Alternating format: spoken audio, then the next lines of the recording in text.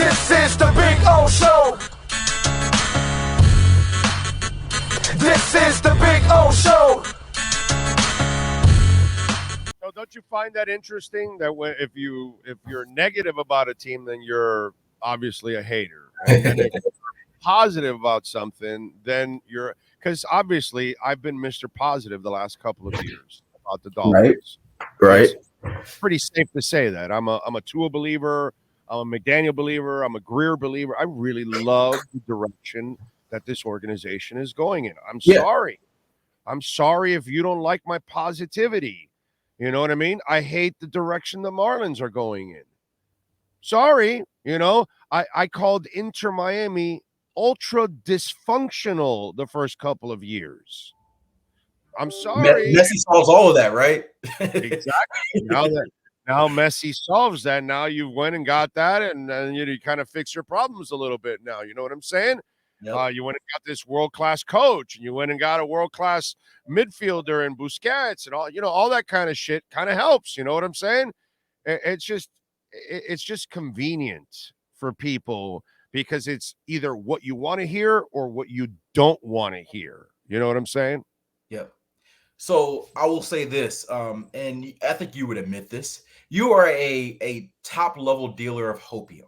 You are the hopium dealer of the Dolphins fan base. Yes, I am. Yes, and sometimes, and I don't mean this in a negative way, because sometimes you need hopium. Sometimes there's a negative, and my vibe when I got here to Miami was that the fan base tended to lean pessimistic. You've been burned so often in the past that everything is typically looked at a negative view. You tell people, hey, this is the reason why the Dolphins could be better. They're going to let me down. They're going to let me down. They always let me down, right?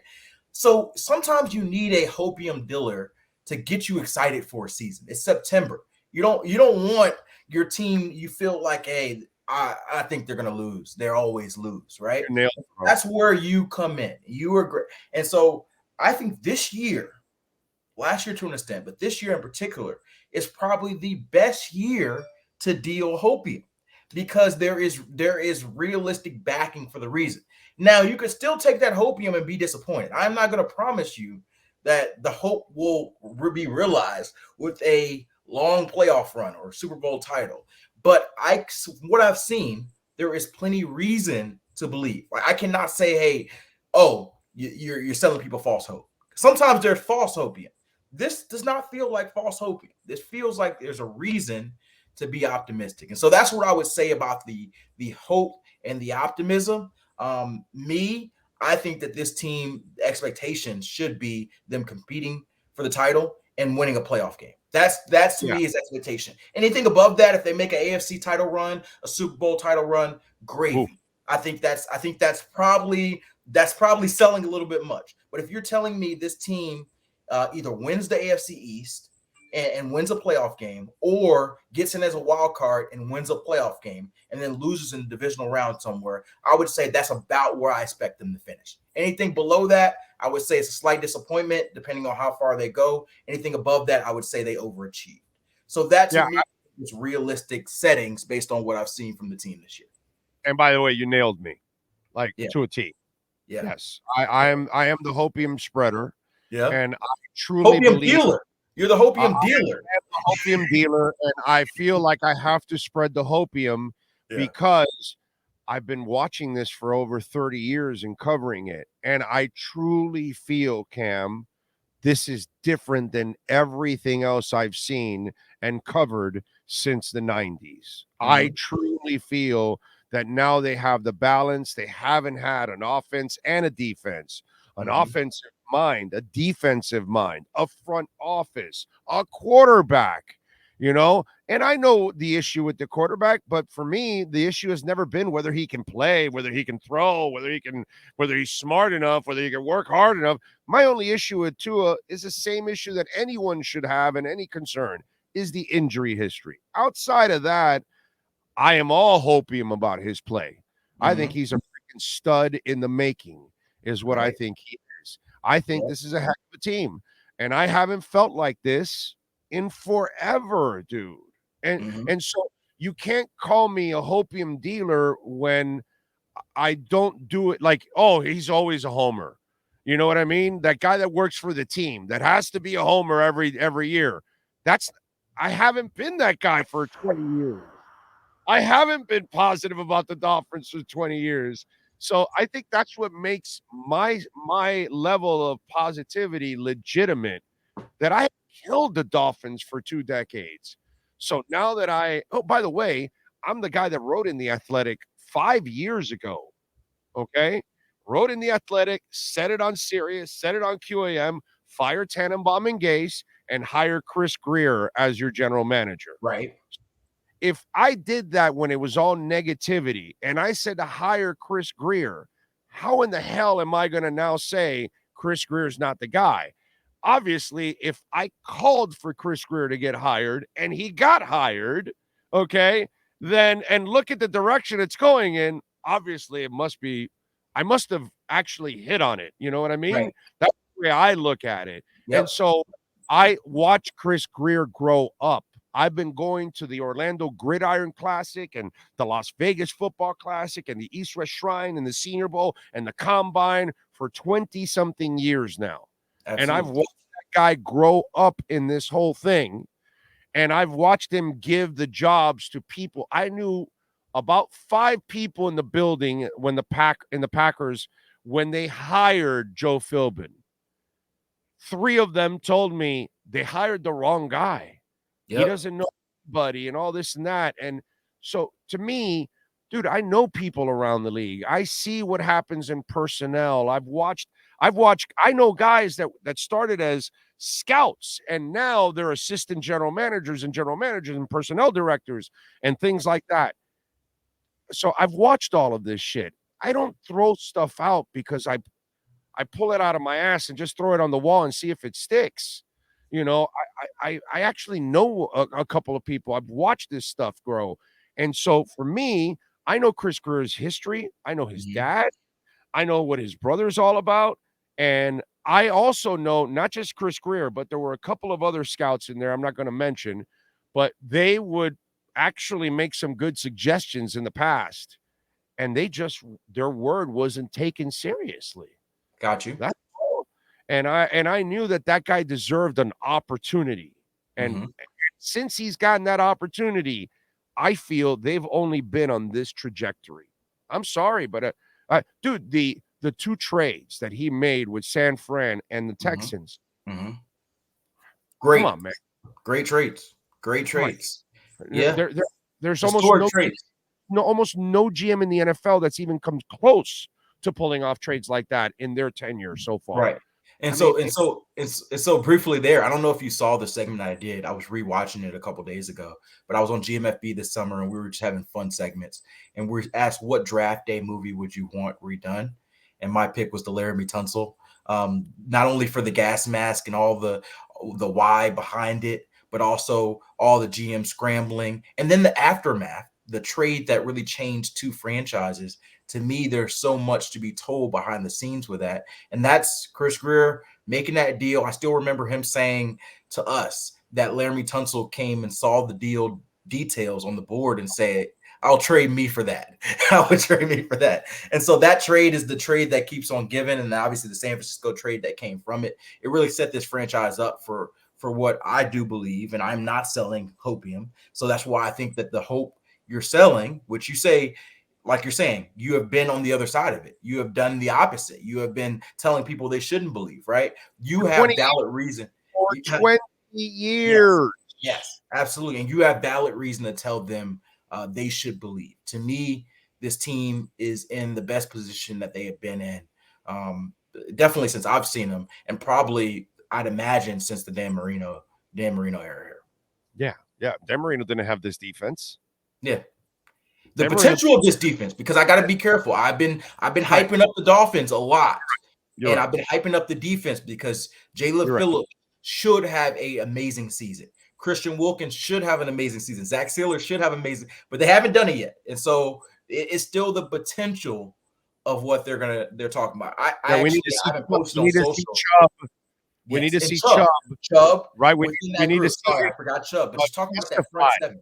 Yeah, Jerome Baker in a new Right. scheme, rejuvenated. Jerome Baker in a new scheme, rejuvenated. I talked to him a little bit this week, and he feels like he's in a better place mentally than he has been in previous years, and he's going to be the Mike linebacker in that defense. So you got him and then David Long inside. And so I'm a little concerned about the depth behind him, but that front seven that has the potential, I'll say it again, potential to be really special, especially under Vic Fangio. So you add that to the speed on the outside with Tyreek and Jalen Waddle, Tua playing top 10 quarterback ball. If they can stay healthy, and again, we're talking about the potential of the D, and if Tua and Tehran and some of the top playmakers can stay healthy, this team has a chance to be really special this year. I just don't see them, if they're healthy, not playing at a high level. That's all. I really love this team, man. I love the coaching staff. I think they've got the players. I think the front office has done their job. It's now up to the coaches to kind of do their job now and put it all together, By the way, got a little information. Elijah Campbell will be out this week, but after that, he's week to week. Mm-hmm. And I heard they kept their 5 running backs because they plan on running more. Yeah, so absolutely. It's out of injury. You know what I'm saying? The And other thing I want to ask, go ahead. Briefly on that, because I ended up talking on NFL Network yesterday about 2 things. I talked about the Dolphins run game, and there's obviously the fallout of Jonathan Taylor, right? Jonathan Taylor didn't happen. There's a lot of people that are a little bit concerned or uneasy, saying, hey, the Dolphins, whatever you call it, interest, flirting, offers, whatever you want to call it, it's over. But now it's like, man, did we settle, right? And what I wanted to tell the people, like, hey, Raheem Mostert, yes, he's an older back who's got hurt a lot. But the reality is he's still a good player and a great fit in the scheme. They like what they got in Devon Achane. And the thing people don't remember from last year is what you just said. It wasn't that they were bad as a rushing team. They were 31st in carries. And McDaniel purposely told him after the season, I apologize. We're going to run the ball more. And so they were more middle of the pack as an efficient running team. And so if you maybe get the carries to match the efficiency, even if they're a middle of the pack rushing team, even if they're 17th in rushing, to me, that's a big jump from where they were last year. And I think that gets them to be more of that balanced offense if you put it together with the Tua, with the Waddle, with the Jalen, with a Tyreek still being explosive as they were last year. Yeah, no, I'm with you, man. I that's why the 2,000-yard thing is fun to talk about, but it ain't going to happen because they're going to run a lot more than they did last year. So Tyreek isn't going to catch as many balls probably, and he probably won't have as many yards. Plus, Braxton Berrios is going to change. That's the one element they did not have last year that now they will have, because I think he becomes the safety blanket for Tua. So if the stuff isn't working on the outside, I think Berrios is going to be finding the hole in the defense on a consistent basis. And I think Tua is going to use him a lot. So that's why it was a fun conversation to have, but I don't think it was realistic, to be quite honest. Gotcha. Yeah, I think I would love to see Tyreek 2K, but there's a reason why nobody's done it before. It's a very hard feat to have that one player be so much of your offense, stay healthy for that long, and get those yards consistently. He was on track for it last year, but then his quarterback gets hurt. It's always something. Everything's got to go perfect for you to do that. And I just don't. Perfection doesn't happen very often. Sadly, Don Shula can do that, right? Right. Weapons suffer injuries around him, and then you have to force it to Tyreek. Mm-hmm. Then, that's how I can see the 2,000 yards. But outside of that, if they have balance, I just don't see that happening. All right, so Safid Dean, our boy, picked the Jets. I saw today in the USA Today article. He picked the Jets to win the division. Most people would be picking the Bills. So I'm picking the Dolphins, by the way. So I think the Bills are going to slightly implode this year. I think they're going to have some issues, and they're going to win 10, and I got Miami winning 12. I got the Jets winning 9. What do you say? To me, this is the group of death division. We talked about this in GMFB. I could easily see every team in this division, and that includes the Patriots. I know a lot of people, the Patriots have been discarded, and I do think the Patriots are the clear 4th team in this division. But I could see, and I don't know if it's ever happened in NFL history, I I could see a possibility where all 4 teams have winning records in this division. I think the division is that good. I think it's that good. That being said, Patriots. I don't think I'm not saying it will happen. I'm saying it's a chance, because the one thing about the Patriots, and I will say this because I've been hard on the Patriots this offseason. I said Mac Jones has the most pressure on him than any quarterback in the NFL. I've said that, this team, there's going to be a lot of eyeballs on them because this is 2-3 years in a row the Patriots have missed the overall dance, and Bill Belichick without Tom Brady, a lot of eyeballs. But the reality is they have a competent offensive scheme this year. That's not Matt Patricia and Joe Judge running the ship. Bill O'Brien is going to know what he is doing and running an offense. And so the bottom they were last year is got to be the bottom. They're going to be better. Now, better may be from the second worst offense in the NFL to the 22nd best offense. It still may be slightly below league average, but I think they'll be better. And that defense still is one of the top in the league based on just talent. And the only thing is Miami and the Jets got better. Correct. Which is why, and I'm about to give you my division rankings here, because we're going to lay it out. I still have the Patriots 4th. Patriots are 4 for me. But I wanted to make clear, this is not last year's Patriots team. I think they're going to be competitive. It wouldn't shock me if they take a game from the Dolphins. It wouldn't shock me if they take a game from the Bills. It wouldn't shock me if they take a game from the Jets. Tua doesn't lose to Belichick. I know, but it would not shock me. I'm just saying.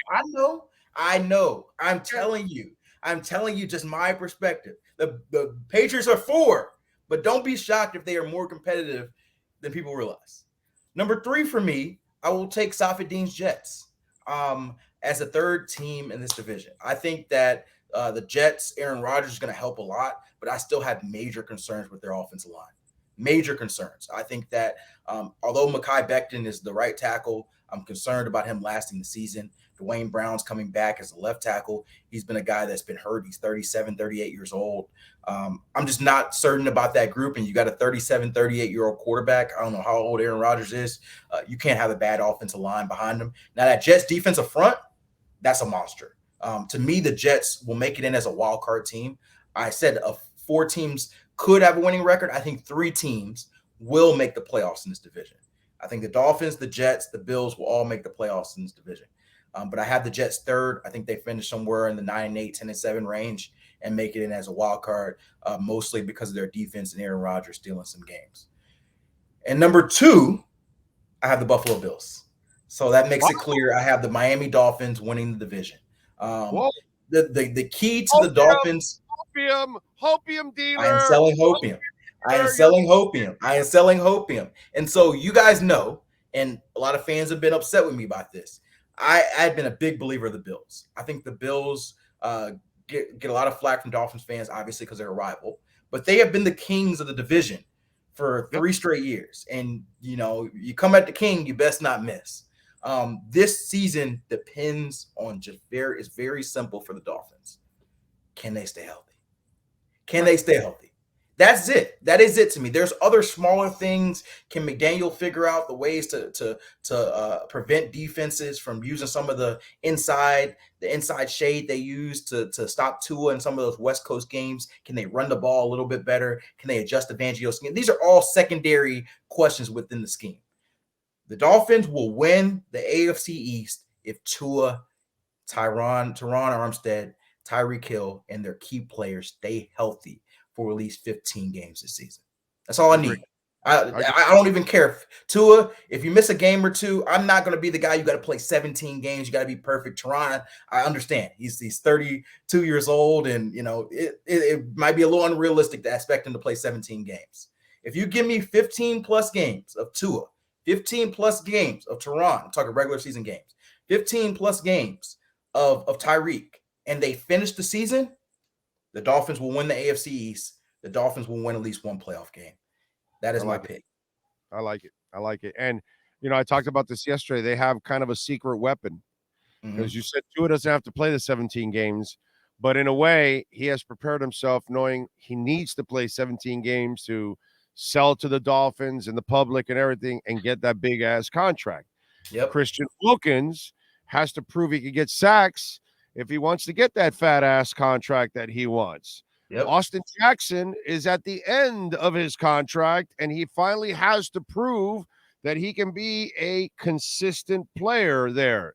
X knows that this team will probably cut his ass in the offseason, so he has to go out and have a great year. Oh, you've been trying to cut X for 4 years now.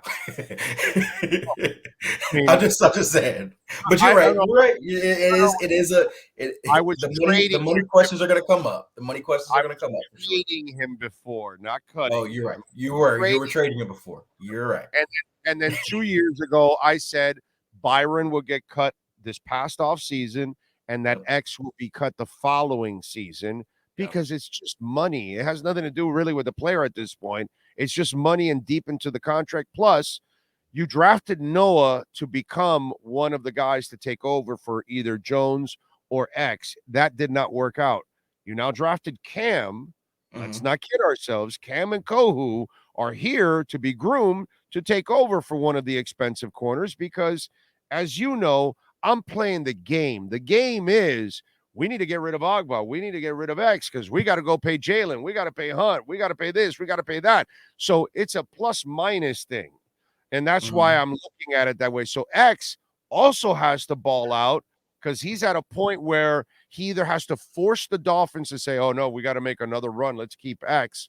Or we gotta accommodate other salaries. You got to let go of X. Cam is ready. And then X had a great year. So another team will give him the money. So my point is there are 4 players that personally have internal motivations because they have things that are, business-wise that they have to take care of. So no matter what about the Dolphins or the fans or the team or winning, those 4 gentlemen internally, professionally, have to perform at a high level because they have something big on the line. Absolutely. You are absolutely right. Going into 2024, the Dolphins team is going to look very different in 2024. I think that's just a reality of the situation. There are guys who are going to be key contributors who are not going to be here just because of money issues. And that's a part of being a contending team. The Dolphins made some swings. They made a Tyreek swing. They made a Chubb swing. They made a Teron Armstead swing. They got to pay some of their young players with all these first-round picks. And there's going to be some key contributors, some guys that Dolphins fans fell in love with that will not be on the team in 2024. And so you start to think about windows. A lot of people talk about the Bills window. And the Bills window, where they want to say it or not, is starting to close. The money is becoming a factor. And the Bills window doesn't mean they're not going to win. I've been drafted well lately. Right. And so the reason I say the Bills window is closing is doesn't mean that Josh Allen's never going to win the Super Bowl there. It means the current iteration of the Bills with the core players that we know it as is closing, and they're going to have to restart another set of core players. Same thing for the Dolphins. They are identifying some players who are core players, but it's going to start to shift. Guys who have been core players for a long time, 2 years from now will no longer be core players because of money reasons. And so this is their window with this current core. This year is their window to win. And then soon it's going to change and reload with another core. Amen. All right. What do you got going on in the NFL Network so folks can check you out, my friend? Yeah, another day. You got people watched yesterday. We talked a bunch of Dolphins ball on NFL Network yesterday. Previewed the Chargers-Dolphins game a little bit, and I talked some running backs and Vic Fangio's defense.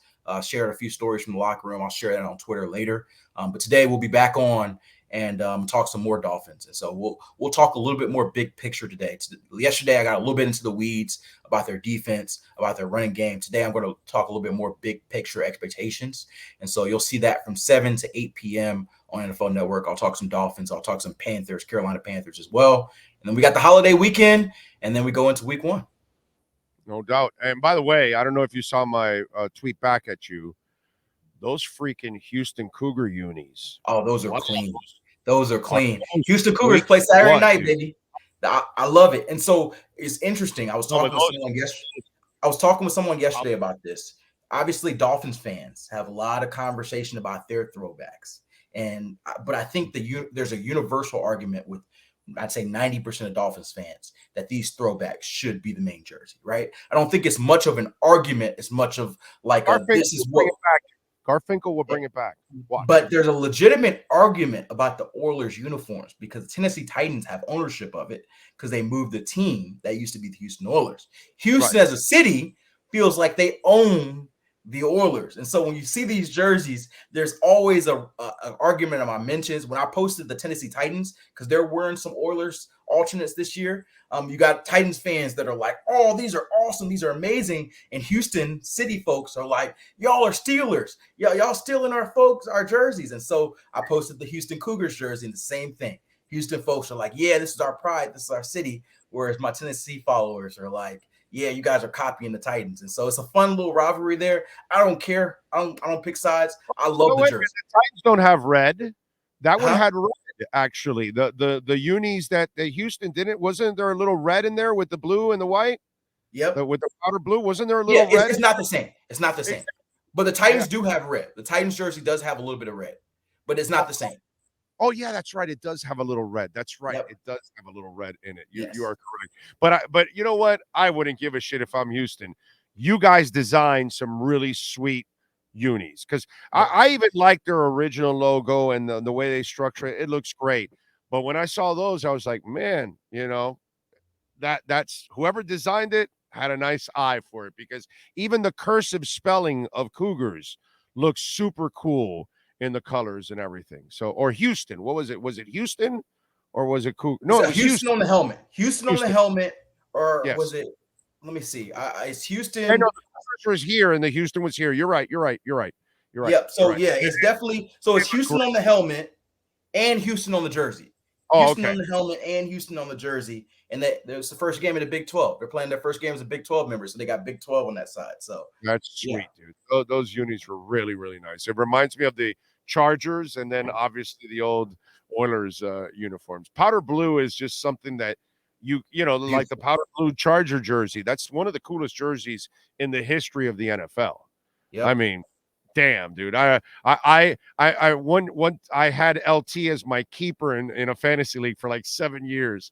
And I bought his powder blue jersey. I have a LaDainian Tomlinson powder blue jersey just because he helped me win a couple titles when he was in his heyday. And that powder blue jersey from the Chargers, you got to give him love, bro. That thing absolutely.